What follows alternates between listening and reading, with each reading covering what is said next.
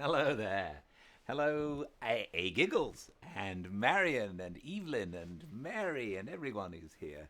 I'm so glad you've joined me for some more fireside reading, where every day I sit in front of the fire and help us all take our mind off the troubles of the day and enjoy some old world entertainment in the form of a book.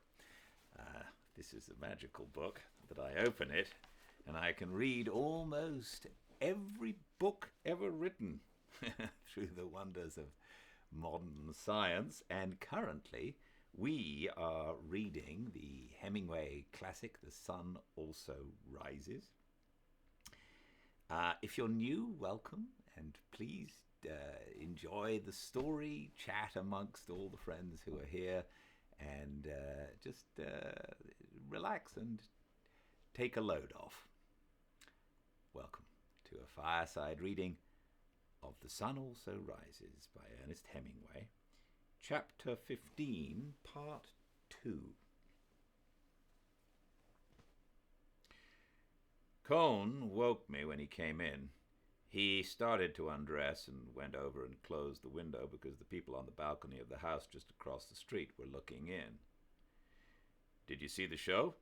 I asked. "Yes, we were all there." "Anybody get hurt?" "One of the bulls got into the crowd in the ring and tossed 6 or 8 people." "How did Brett like it?" "It was all so sudden there wasn't any time for it to bother anybody." "I wish I'd been up." "We didn't know where you were.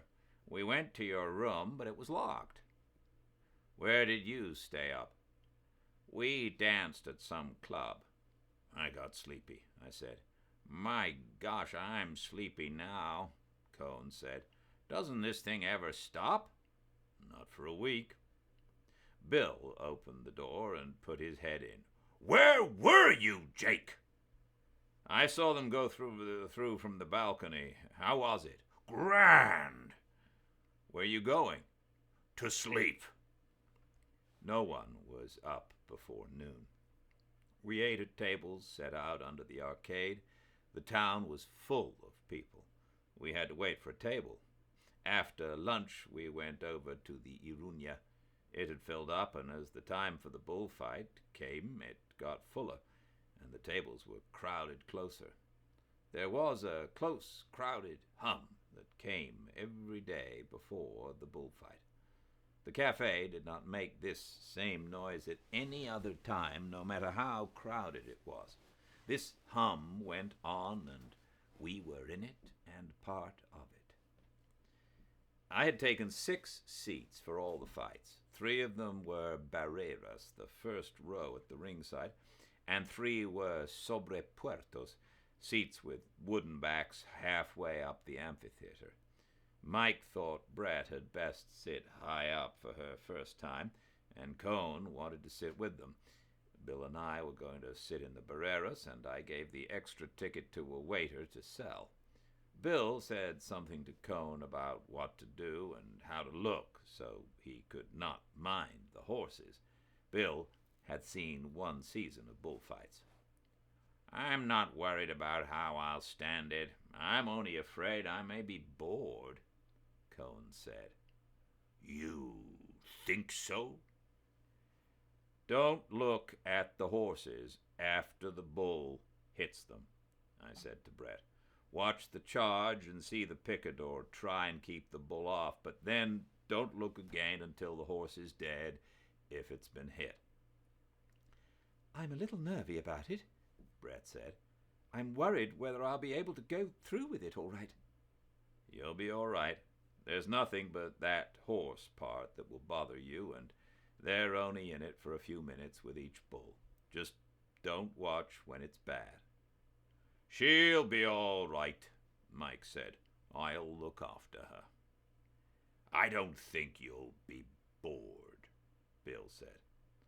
"I'm going over to the hotel to get the glasses and the wineskin," I said. "See you back here. Don't get cockeyed." "I'll come along," Bill said. Brett smiled at us.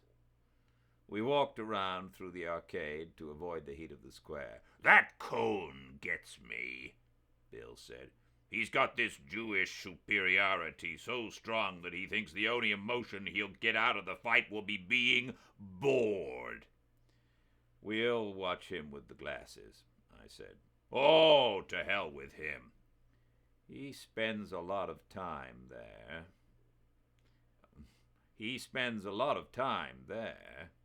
I want him to stay there." In the hotel on the stairs, we met Montoya. "Come on," said Montoya. "Do you want to meet Pedro Romero?" "Fine," said Bill. "Let's go see him." We followed Montoya up a flight and down the corridor. "He's in room number 8, Montoya explained. "He's getting dressed for the bullfight." Montoya knocked on the door and opened it. It was a gloomy room with a little light coming in from the window on the narrow street. There were 2 beds separated by a monastic partition. The electric light was on. The boy stood very straight and unsmiling in his bullfighting clothes. His jacket hung over the back of a chair. They were just finishing winding his sash. His black hair shone under the electric light. He wore a white linen shirt, and the sword handler finished his sash and stood up and stepped back. Pedro Romero nodded, seeming very far away and dignified when we shook hands. Montoya said something about what great aficionados we were, and that we wanted to wish him luck. Romero listened very seriously. Then he turned to me. He was the best-looking boy I have ever seen. "You go to the bullfight," he said in English. "You know English?" I said, feeling like an idiot. "No," he answered and smiled. One of 3 men who had been sitting on the beds came up and asked us if we spoke French. "Would you like me to interpret for you? Is there anything you would like to ask Pedro Romero?" We thanked him. What was there that you would like to ask? The boy was 19 years old, alone except for his sword handler and the 3 hangers-on, and the bullfight was to commence in 20 minutes. We wished him mucha suerte, shook hands, and went out. He was standing straight and handsome and altogether by himself, alone in the room with the hangers-on, as we shut the door. "He's a fine boy, don't you think so?" Montoya asked. "He's a good-looking kid," I said. "He looks like a torero," Montoya said. "He has the type." "He's a fine boy." "We'll see how he is in the ring," Montoya said. We found the big leather wine bottle leaning against the wall in my room, took it and the field glasses, locked the door, and went downstairs. It was a good bullfight. Bill and I were very excited about Pedro Romero. Montoya was sitting about 10 places away. After Romero had killed his first bull, Montoya caught my eye and nodded his head. This one was a real one. There had not been a real one for a long time. Of the other 2 matadors, one was very fair and the other was passable. But there was no comparison with Romero, although neither of his bulls was much. Several times during the bullfight, I looked up at Mike and Brett and Cone with the glasses. They seemed to be all right. Brett did not look upset. All 3 were leaning forward on the concrete railing in front of them. "Let me take the glasses," Bill said. "Does Cone look bored?" I asked. "That bastard!" Outside the ring, after the bullfight was over, you could not move in the crowd. We could not make our way through, but had to be moved with the whole thing slowly as a glacier back to town. We had that disturbed emotional feeling that always comes after a bullfight, and the feeling of elation that comes after a good bullfight. The fiesta was going on. The drums pounded, and the pipe music was shrill, and everywhere the flow of the crowd was broken by patches of dancers. The dancers were in a crowd, so you did not see the intricate play of the feet. All you saw was the heads and shoulders going up and down, up and down. Finally, we got out of the crowd and made for the cafe. The waiters saved chairs for the others, and we each ordered an absinthe and watched the crowd in the square and the dancers. "What do you suppose that dance is?" Bill asked. It's a sort of yota. "They're not all the same," Bill said. "They dance differently to all the different tunes." It's swell dancing. In front of us on a clear part of the street, a company of boys were dancing. The steps were very intricate, and their faces were intent and concentrated. They all looked down while they danced. Their rope-soled shoes tapped and spatted on the pavement. The toes touched, the heels touched, the balls of the feet touched. Then the music broke wildly, and the step was finished, and they were all dancing on up the street. "Here comes the gentry," Bill said. They were crossing the street. "Hello, men," I said. "Hello, gents," said Brett. "You saved us seats. How nice." "I say," Mike said, "that Romero what's-his-name is something. Am I wrong?" "Oh, isn't he lovely?" Brett said. "And those green trousers." Brett never took her eyes off them. "I say, I must borrow your glasses tomorrow." "How did it go?" "Wonderfully, simply perfect. I say, it is a spectacle." "How about the horses?" "I couldn't help looking at them." "She couldn't take her eyes off them," Mike said. "She's an extraordinary wench." "They do have some rather awful things happen to them," Brett said. "I couldn't look away, though." "Did you feel all right?" "I didn't feel badly at all." "Robert Cohen did," Mike put in. "You were quite green, Robert." "The first horse did bother me," Cohen said. "You weren't bored, were you?" asked Bill. Cohen laughed. "No, I wasn't bored. I wish you'd forgive me that." "It's all right," Bill said, "so long as you weren't bored." "He didn't look bored," Mike said. "I thought he was going to be sick." "I never felt that bad. It was just for a minute." "I thought he was going to be sick. You weren't bored, were you, Robert?" "Let up on that, Mike. I said I was sorry. I said it." "He was, you know. He was positively green." "Okay, shove it along, Michael." "You mustn't ever get bored at your first bullfight, Robert," Mike said. "It might make such a mess." "Oh, shove it along, Michael," Brett said. "He said Brett was a sadist," Mike said. "Brett's not a sadist. She's just a lovely, healthy wench." "Are you a sadist, Brett?" I asked. "Hope not." "He said Brett was a sadist just because she has a good, healthy stomach." "Won't be healthy long." Bill got Mike started on something else than Cohen. The waiter brought the absinthe glasses. "Did you really like it?" Bill asked Cohen. "No, I can't say I liked it. I think it's a wonderful show."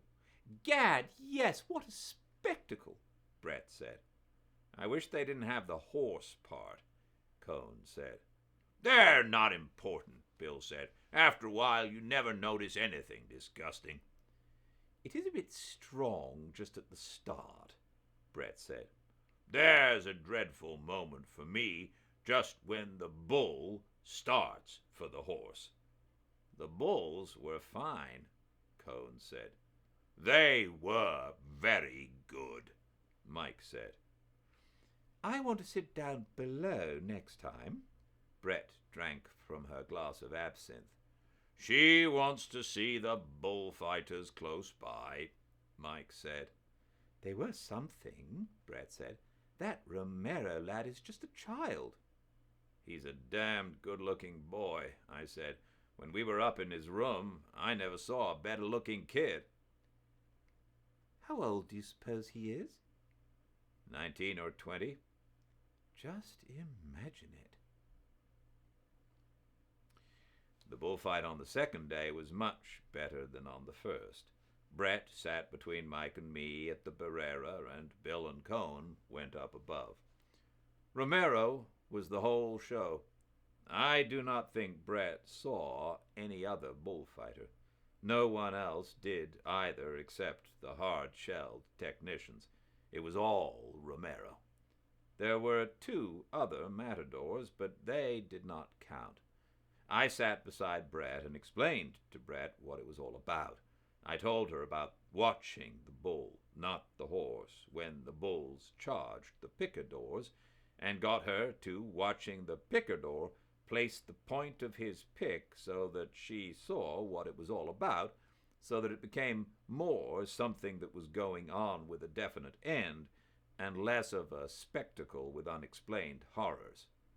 I had her watch how Romero took the bull away from the fallen horse with his cape, and how he held him with the cape and turned him smoothly and suavely, never wasting the bull.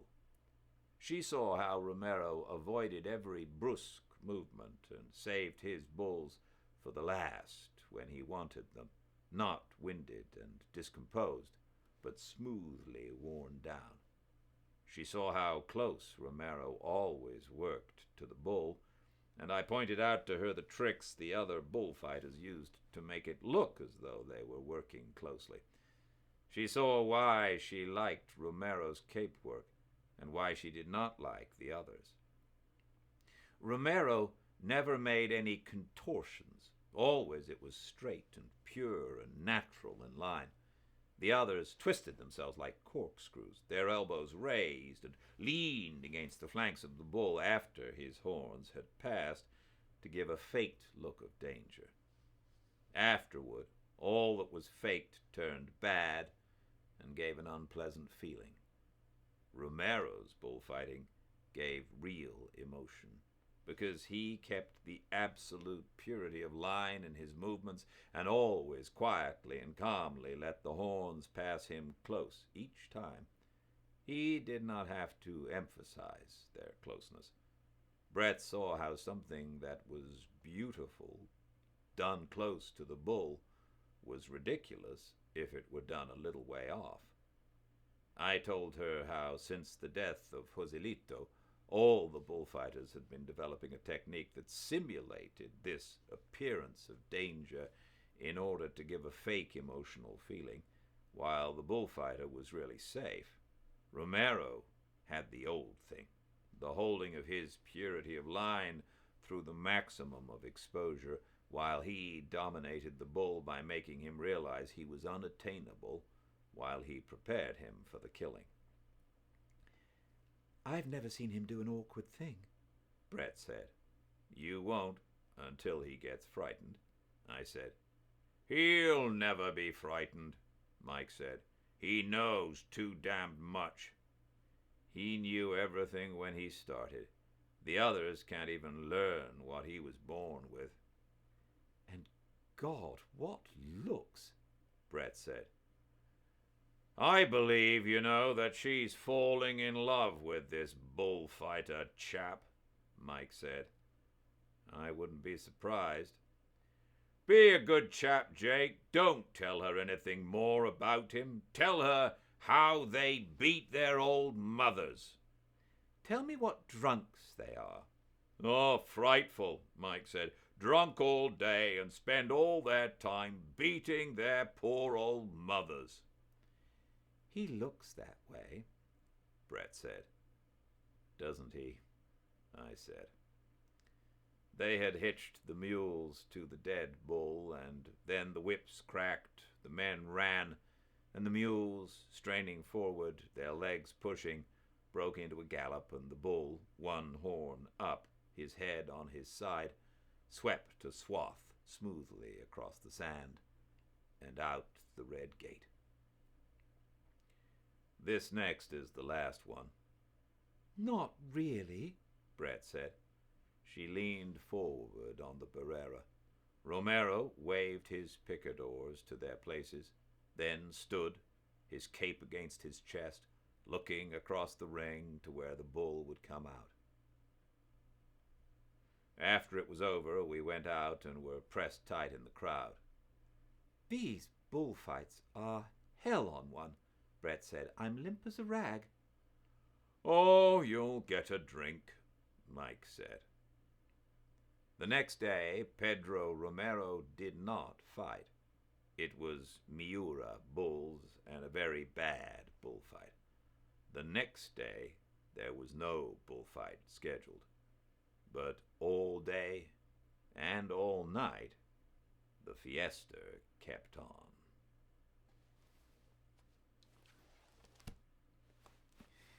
Thank you all for joining me. I will see you tomorrow at the same time and place, 5 Pacific at Fireside Reading on Instagram. And until then, I do hope you all stay very, very well. Bye-bye.